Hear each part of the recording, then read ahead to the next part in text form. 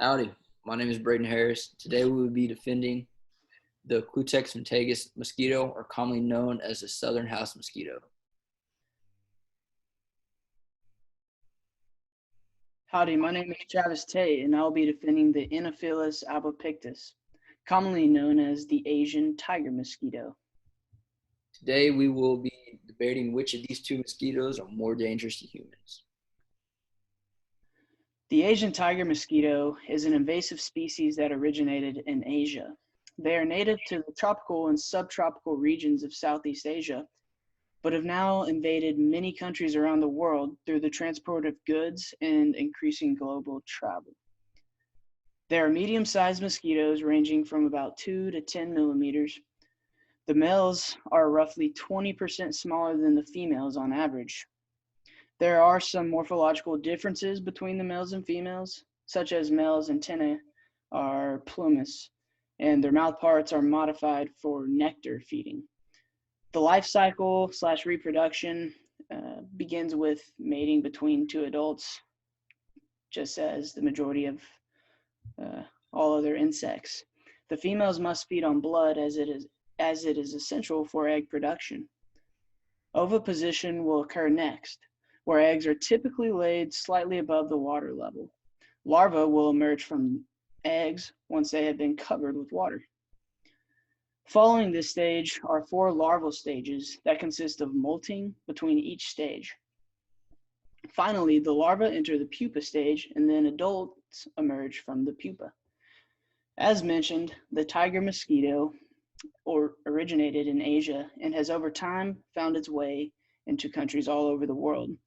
It was introduced to the United States in 1985.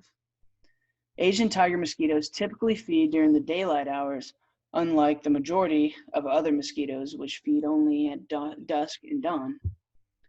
The females typically bite during the daytime, whereas the males usually do not bite humans at all and primarily feed on plant nectar. In warmer regions of the world, they are active year-round, though they are known to overwinter in temperate climates. Similarly to other mosquitoes, only females require a blood meal to produce eggs.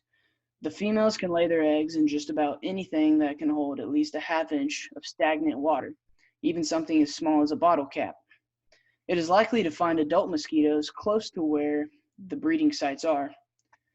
The Asian tiger mosquito is known to be a vector of over 30 diseases, but only a few of them are known to actually affect humans. They pose a triple threat to our health in the form of dengue fever, Zika virus, and several others, as well as heartworms in animals like dogs and cats, which is why you have to get them treated.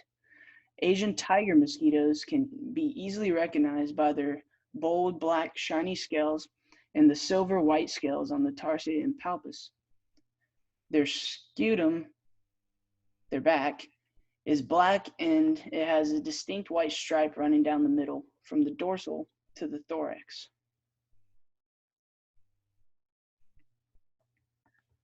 Culex mosquito can be found in the tropical and subtropical regions of the world. They are medium-sized, about 4 millimeters long, and light brown in color. They are originally from the lowlands of West Africa. The first ones found in the United States were in the south end of the Mississippi River. The lifespan of the southern house mosquito all depends on its climate conditions that they are in, but they more or less live about 1 month. During this 1 month, the females can reproduce up to 5 times.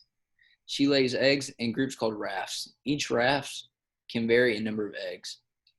They lay their eggs in any still water source they can. It's just very important it does not dry up because the eggs will die.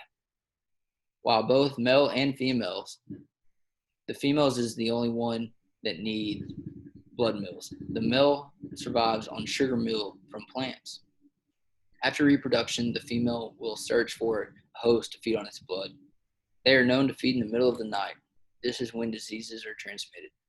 These diseases include lymphatic filariasis, West Nile, Western equine encephalitis, St. Louis virus, and Zika virus. Lymphatic filariasis infects around 120 million people every year, while another 1.3 billion people are at risk. It is responsible for $1.3 billion in losses.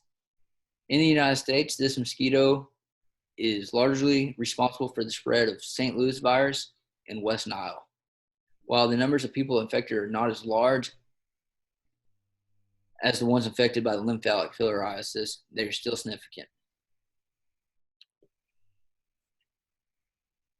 While the southern house mosquito feeds at night and the tiger mosquito feeds during the day, I feel that during the day, a human can protect itself better than if at night because of the sight factor that comes into play.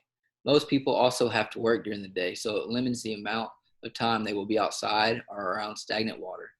There are also birds and other wildlife that feeds on mosquitoes during the day that are not out at night, such as birds.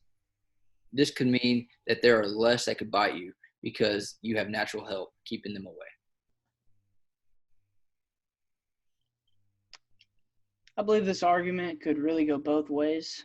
Since the Asian tiger mosquitoes feed during the day, I feel like humans are more prone to getting bit by them, especially those who work outdoors. Not to mention all of the recreational activities that go on outside during the day. Though there are a lot of predators that will feed on them during the day, the same goes for the southern house mosquito at night, with bats and other nocturnal predators. This is true. Bats and other nocturnal predators do feed on them.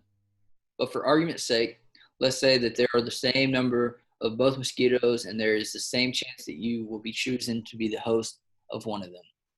I feel the southern brown mosquito is still more deadly because of the diseases they carry versus the diseases that the tiger mosquito carries. More in particular, the lymphatic filariasis and West Nile disease. The lymphatic filariasis alone is responsible for 120 million infections around the world.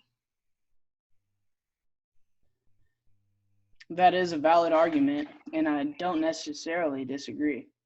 There is no way to truly justify that scenario.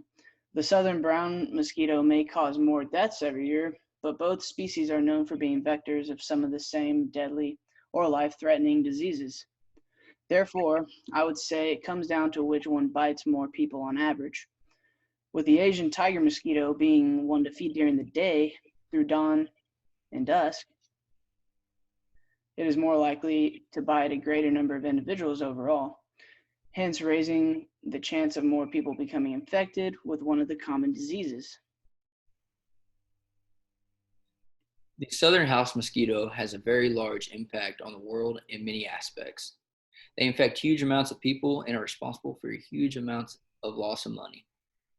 They also affect our livestock, cows and pigs, and household pets, dogs, with pathogens. These diseases include avian pox, avian malaria, Rift Valley fever, West Nile anopheles, and canine disfloration, dog heartworms. This causes loss in animals and money that we have to pay to cure the disease it infects, adding to the loss of financials every year, while also harming the environment we live in. Well, overall, both species are known to be dangerous to human society and have a major impact all over the world. Being vectors of so many diseases, they are both responsible for inflicting damage to humans and animals. The only way to truly tell which species is more dangerous would have to be based on statistical data.